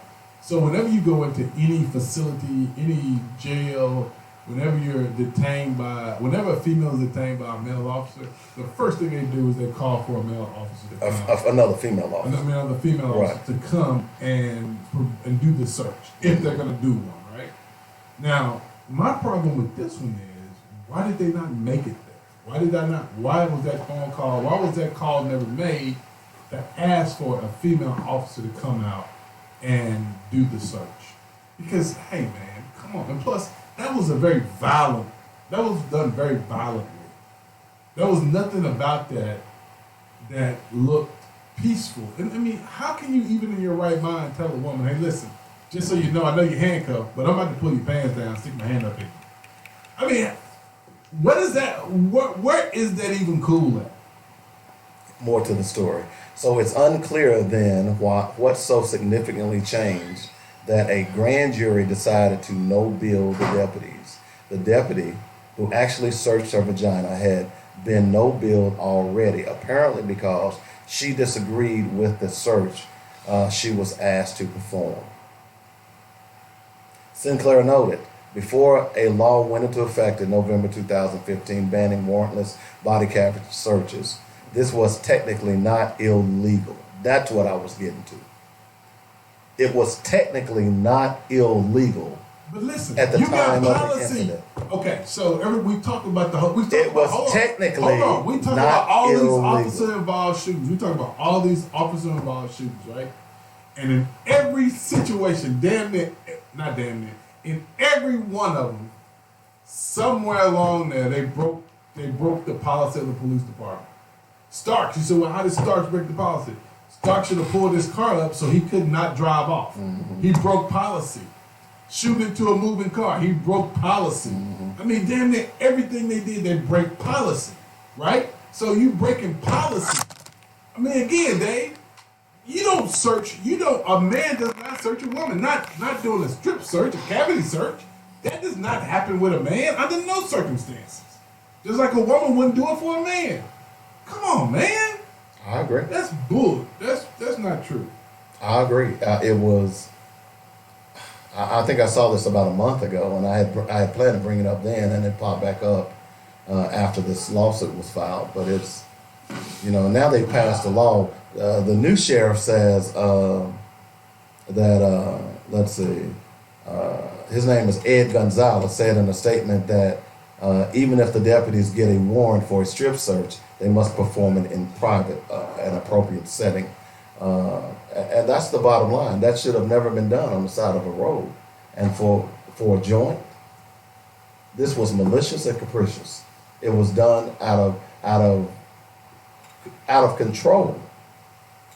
And man, there is no way you could ever justify that ever. But the thing is, I want to go back. I agree. I want to go back because I think it's important to say this. We always talk about if something happened to ours, but to some degree, she is out. She's out. Yeah. So I mean, that's got to be more. There has to be more that we do because, man, the abuse that black women have to endure at the hands of other folks, man, we got to do something to stop that because that can't continue to happen. It can't. I agree. Because I guarantee you, had there been a white woman, this whole thing would have been. They would have been fired on the spot. They'd have been fired on the spot, and there'd have been jail time. Yeah. So, but I mean, that's why, man. So I listened to this thing this morning, man, and it. I know I get politics. I've been getting politics for a very long time now. Oh, wait a minute. I need to throw something else into before you do that. Okay. All right. I understand and respect the community's concern regarding the parking lot search of the female suspect. This is Sheriff Gonzalez. I want to be emphatically clear that today's Harris County's Sheriff's Office is fully committed to ensuring that every resident of our community is treated with dignity and respect. Even if they are suspected of committing a crime, we hold the public's trust as sacred, and we will always strive to be worthy of that trust.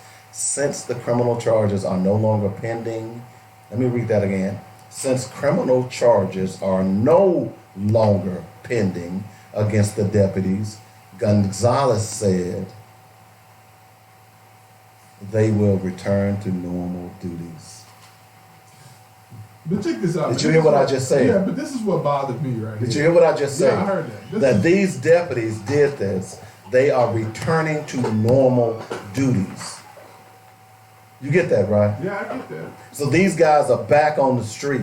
The bottom line is, next time they'll just disable their camera. Because they didn't just do that by themselves. They didn't just do that automatically. You understand what I'm saying? This has been going on. Yeah, but the bad thing is, man, they said she lied. That woman didn't lie. They pulled her clothes off from the side of the road and stuck their hand inside her. Exactly. Without her consent. Exactly. What is that? And what is that? And they charge, that's rape. And so, again, I say this to people. I want people to hear me. Whenever the police say you cooperate with me so we can help you, you tell them bastards, listen, y'all don't never cooperate when somebody do something bad in our community, why should we cooperate with you? Because at some point, you just got to say enough. Well, again. And how can you count on these fools to protect you when, and not only protect you, but how can you count on them to help you when most of the time they spend their time trying to figure out ways to screw you? I mean, yeah. You violate the woman and then you charge her with resisting arrest. I can't do this anymore, man. I gotta go. You know. I'm sorry. I thought you really need to start watching these videos. No, man. Dave, I can't watch the videos. You know, you do a news show, so. No, I can't watch the videos. I'll read the article, but I will not watch the videos. So. And I can't even read articles about police shooting black men. I can't do that, man. That just I feel like I'm getting shot. I can't do that. Oh, I know. I can't do that. I know you feeling. But what bothers me is that I don't see none of these white groups that's talking about how they all about women. That's what really bothers me. That's what bothers me. You mean like that care group I was talking about earlier? Like care. That's what bothers me. Is that you got all these groups running around talking about women and women's rights, but when things happen to black women, there's no response. Now you know why I say there's no such thing as black feminists. No, I don't disagree with that, Dave. My point is that it's only so long you can BS me. I'm only gonna go so long. I gotta go, Dave. I can't do it. I gotta tell you this. And man, y'all spend money in your own community. Because if y'all don't, nobody else will. And clearly they're not. No, they're not gonna do it, Dave. I can't take it, man. All right, man. You have a good day. Thanks for coming in. Let's take a quick break. We'll see Robert out and give him a hug because it looks like he needs one. Okay. We'll be back in a moment. You're listening to Black Focus Radio. Our issues, our solutions, our voices on joinnetradio.com. Kill the mics. You coming to the board meeting? Yeah, I'm going to try to get down there. All right, I'll get down there. All right, man. This is crazy. Take it easy. I can't watch the video. Stop set. Hey, I'll see y'all tomorrow.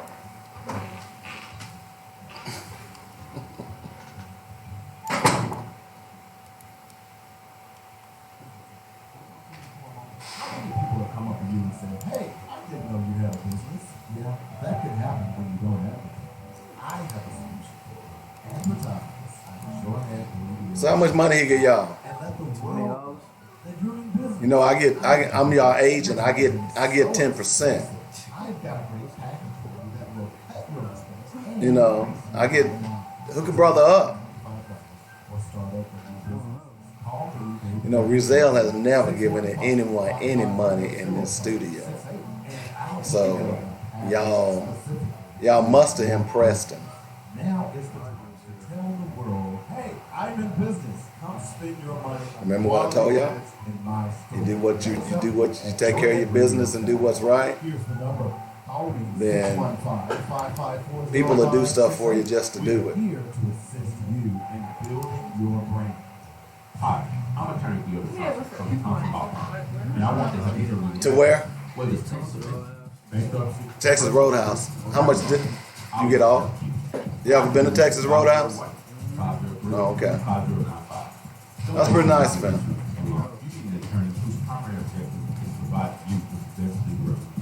Oh, you get a free entree.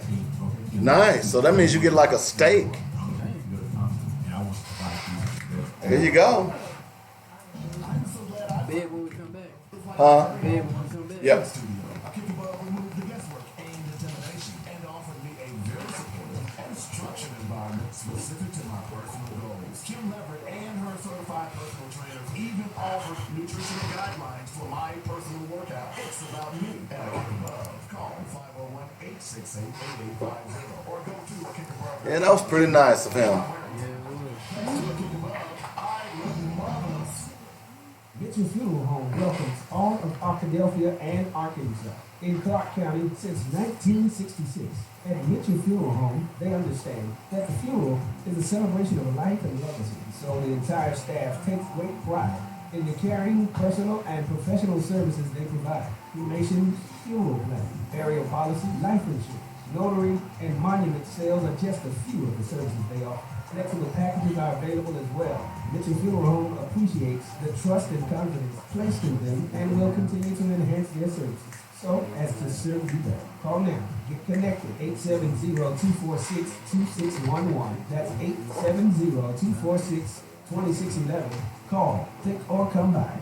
MitchellFuneralServices.com. Don't wait till we're needed. Call us now. Let's walk through this together. 870-246-2611. It's quality you can appreciate and service you can depend on at Mitchell Funeral Home.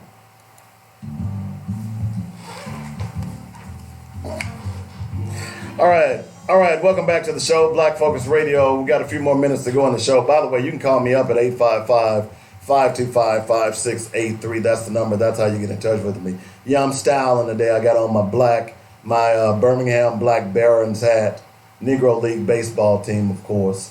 Robert had to step out a little bit. We were talking about a case that took place in Houston. I had planned to bring it up about a couple of weeks ago, and I just got to it. That's why I tell you, I got so much stuff that I put on my wall. Sometimes we get caught up in topics and we don't get to them. And so what I'm doing today is kind of I'm cleaning off my wall.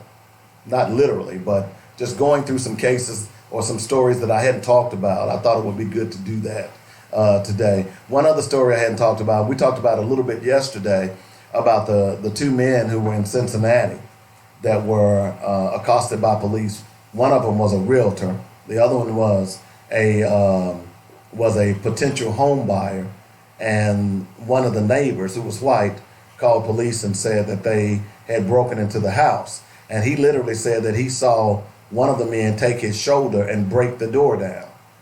That person who called the police was a retired police officer. So this guy knew exactly what he was doing. He was white. He saw two black males. He knew exactly what he was doing. His hope, I'm pretty sure, was that somebody would end up dead. Okay? The house was surrounded by police. The men were handcuffed. Even after they told, the guy showed his real estate license, told him what they were doing, the cops still didn't believe them. Okay? So my question is, remember the guy who was killed in Walmart and the white boy who called the police and said that he had pointed a weapon at him in Walmart and other patrons? And not only did the victim get killed, but another lady, because of the commotion, she ends up dying of a heart attack. So because of his fake call,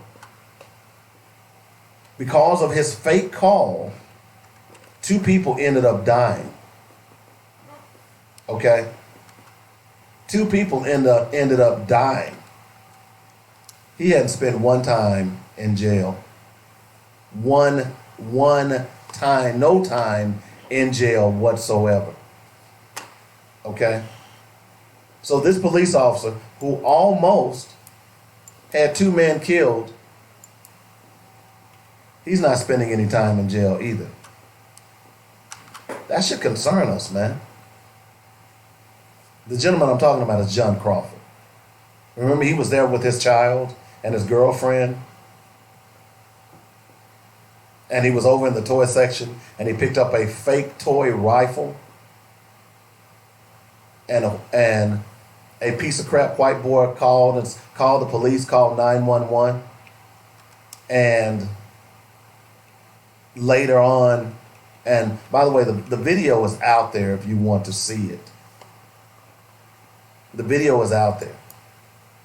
He called 911, claimed that John Crawford was pointing a gun at him and other patrons in Walmart. Police rush in. They don't give John Crawford any time to even put the fake gun down, which was a BB gun, and they opened fire on him. And he's dead. Another lady, her name was Angela Williams. She died after suffering a heart attack while fleeing from the shooting. But Ronald Ritchie, the white guy who called up and lied, he's still living his life.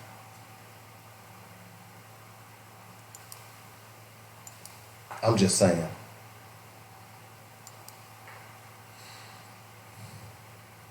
Now, as before Robert left, we mentioned the fact, and I mentioned the fact, and I continue to mention the fact that he's right. Why are you a black woman carrying water for white women's causes when they don't give a damn about you? Your children are murdered in the streets. They don't come out and support you. You're murdered in the streets. They don't come out and support you. So I'm a little confused, and I've been saying this all along now. Why do black women continue to take up white causes when those white folks don't care about you? It's like the story I started the show with Lil Emily. And I'm going to respond back to Care To, or whatever that website is. I'm going to respond back. Because you want me to sign a petition because the little white girl got beat up on the beach by police because she refused to comply. Yet if it was, and even there was a white man who came that was on that feed who said it's like apples and oranges. Huh? This is a classic example of that. Yet you all continue to carry their water, don't you, sisters? My white sister in arms. Really? The next time there is a killing by the police, an unjust killing, and I say next time because you know it's going to happen. I'm going to be curious, the Bradley Blackshire case, at least by the Civil Service Commission is going to hear whether or not he should get his job back. I'm going to try to get down there Thursday morning, but I'm curious, how many of you think, can we get an over and under of how many white folks are going to show up for Bradley Blackshire against Charles Starks? Can we get an over under? Can we get an over under how many white Christians are going to show up for Bradley Blackshire? You see, Pastor, I know y'all hadn't gotten to the point where I am, but I'm tired of doing the same old thing over and over again and expecting a different result. I don't do that anymore. I don't do the same thing over and over again. That's why you don't see me going to marches. I'm done marching. I got a bad back, I got a bad ankle. And if I'm going to march and raise some hell, then I want some results. I'm not going to march just so I can be with somebody and sing "We Shall Overcome." That doesn't work for me anymore. It didn't work for me then. It sure as hell doesn't work for me now. We have to start getting results. And those people who want our support, then we expect their support. White Christians, white women, white homeboys, whatever you want to call yourself, white activist groups, I don't care what you call yourself, but we in the black community, we are not I know I'm not carrying your water anymore. I'm not carrying water for Asians. I'm not carrying water for Hispanics. I'm not carrying water for white women. I'm just not doing it anymore. How many of you all are going to show up for Bradley Blackshire white people on Thursday? How many? That case we just talked about in Houston. They had 2 grand juries to to basically pass a no bill after they literally raped a woman on the side of the road. And they said the police were okay. Yesterday we talked about the brother who was shot 55 times for sleeping at a Taco Bell drive-thru. And they said that was okay. At what point are y'all going to get upset? At what point are y'all going to take my suggestion and not send your child to play football this fall? Because you do realize on the way to college, he could get pulled over by a overzealous, racist, white supremacist police officer. And his dreams of playing college football could be dashed against the rocks. I'm not wishing anything bad on anybody's child. But at some point, we in the black community have got to say, we've had enough. And really say, we've had enough. I hate to say this, but you got to stop depending on your preachers to lead you. They're not doing it anymore. They're not the preachers today are not like the preachers that I grew up with. Those preachers were willing to stand on the front line. I can name some of the ones. Reverend Aaron Higgs. Y'all know Karen Higgs, her dad. Dr. Etner. Nehemiah Mitchum. I can name a lot of them.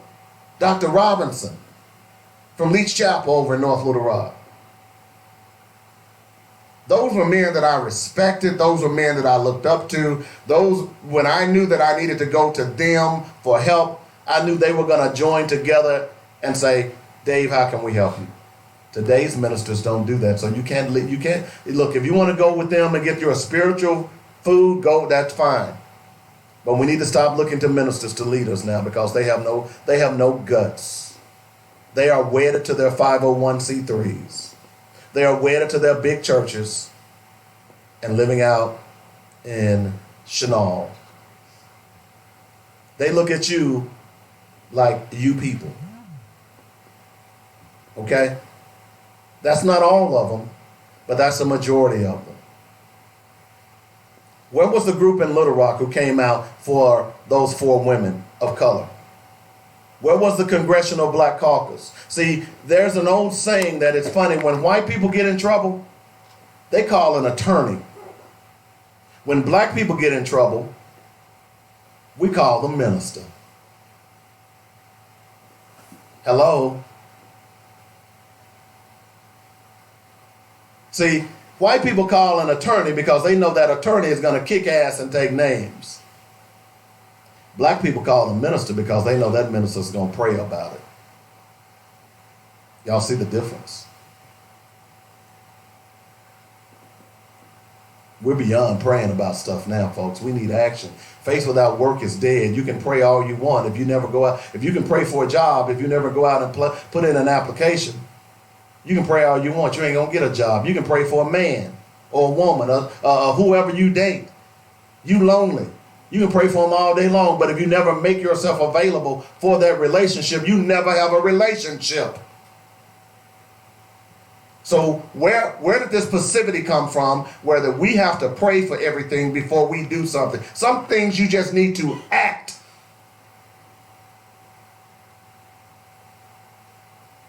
And we're far past the moment of action.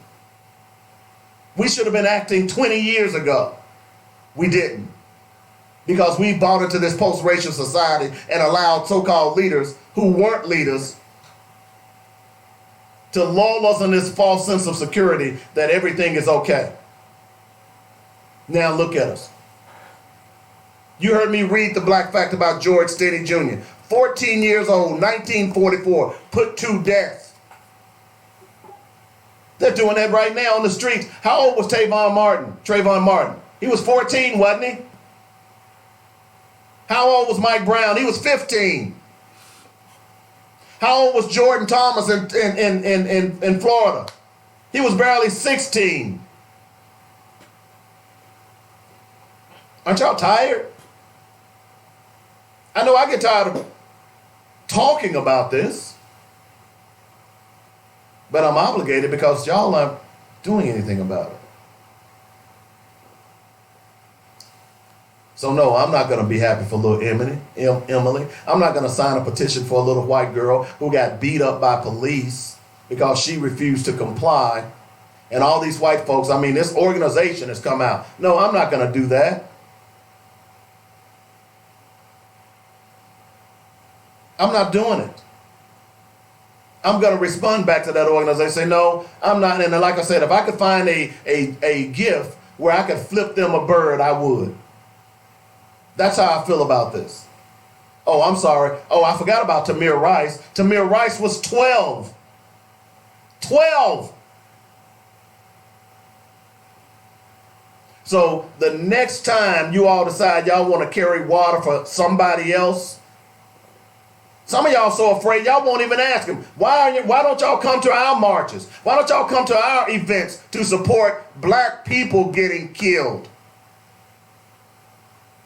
Why aren't you asking your white ministers? I drove by Emmanuel Baptist Church this past Sunday.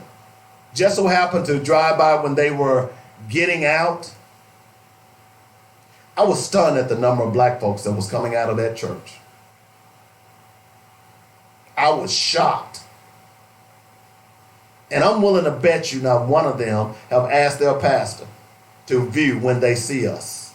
I'm willing to bet you not one of them has asked their pastor to come to the Bradley Blackshear hearing on Thursday. I'm willing to bet you not one of them have even asked. Aiyana Jones, you're exactly right. Aiyana Jones was sleeping in her bed. You know, it's sad, Don, you're posting these names. And when you post these names, I can see and I know their stories. Aiyana Jones was sleeping in her bed. And the police stormed into the house, by the way, the wrong house. And because the grandmother was trying to defend her house, the police ends up shooting this 7-year-old beautiful young girl. And not one of them spent time in jail. When y'all gonna get tired? When y'all gonna start asking your white friends, hey dude, when you coming to our march? When you black feminists gonna ask these white feminists, hey, when y'all gonna support black women losing their children? That's a feminist issue. When are y'all gonna support black women's children being murdered by police? When are y'all gonna support them sisters? When you sisters gonna ask them that? Because I'm tired of seeing y'all post on my Facebook wall. And y'all hunky-dory with all these white organizations when these white organizations don't give a damn about you. This is real stuff, folks. It's time to fish or cut bait. You either with me or you'll get me. See, I just went country on you right there. I got that from the Beverly Hillbillies. I'm just saying, folks, I'm tired of this. I'm tired of this stupidity that we're dealing with on a regular basis. We are our own worst enemies. Look, it's like this, man. If I do for you, I expect you to do for me. That don't mean I'm going to ask for the world, but it's a reciprocal thing here. And if you want me to come and support your organization, if you want me to come and support your cause, you know, we were talking earlier. Robert said, you know, these white folks, they care about their pets more than they care about black people. Remember the Chihuahua that was shot up in West Arkansas somewhere? You remember the outrage from white folks because the deputy sheriff shot the Chihuahua? There was more outrage for a 10-pound dog than it was a grown-ass man. I'm just saying, I ain't carrying your water anymore. In fact, I purposely shot holes in my bucket. That's Black Focus Radio for today. Our issues, our solutions, our voices, right here on joynetradio.com. Y'all have a great day.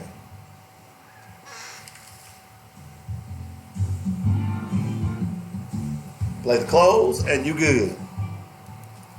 Y'all have a good day. Thanks for joining the show.